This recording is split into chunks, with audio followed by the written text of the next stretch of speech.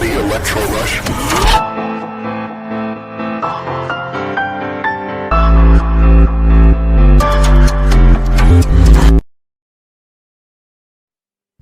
Setelah melewati Orde Baru, Reformasi, hingga sekarang ini, tidak banyak dari kita yang tahu apa itu gerakan 30 September. Film yang selalu ditayangkan pada tanggal 30 September hanya menayangkan perpecahan, pertumpahan darah, kekejaman dari kelompok tertentu tanpa melihat dampak apa yang akan terjadi bila generasi muda memiliki perspektif lain yang tidak akan ada habisnya. Apakah semata-mata untuk kepentingan kelompok tertentu atau adanya politik adu domba? Ataukah kesengajaan dalam upaya mencapai tujuan persorangan? Kali ini, kami Presma Sigma ITSI akan merangkum dalam Sigma Mengenang. PKI seperti yang kita ketahui adalah partai komunis yang ingin mengambil alih dan merubah ideologi Pancasila menjadi komunis. Sesudah pemakaman 6 jenderal yang tewas pada gerakan G30 SPKI pada 5 Oktober 1965, dengan amunisi kemarahan, massa menuntut agar PKI dibubarkan. Karena diamnya Bung Karno membuat tuntutan massa tidak hanya tentang PKI, tetapi juga untuk melengsarkan Soekarno. Pertanyaannya, kenapa Bung Karno tidak mau membubarkan PKI?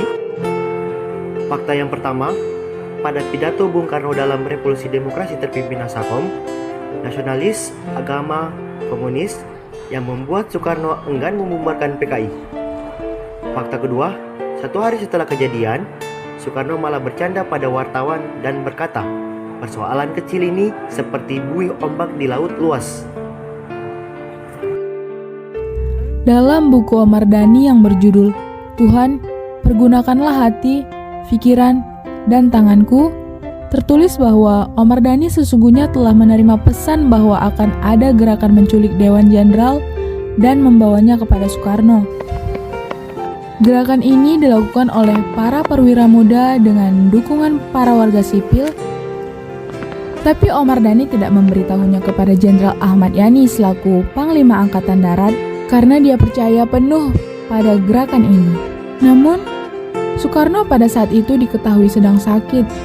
Kisah ini bukanlah acuan kita untuk membenci suatu kelompok, bukan juga untuk menjatuhkan seseorang. Kita mungkin boleh mendendam, tapi apakah itu yang diinginkan oleh para pahlawan kita?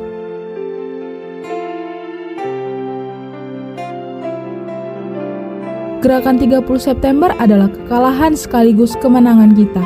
Kalah karena tidak saling percaya, menang karena mendapat pelajaran berharga. Marilah kita heningkan cipta, sekaligus mendoakan para pahlawan kita.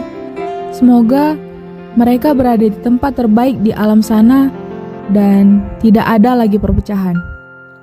Sigma, Viva, Kreativitas.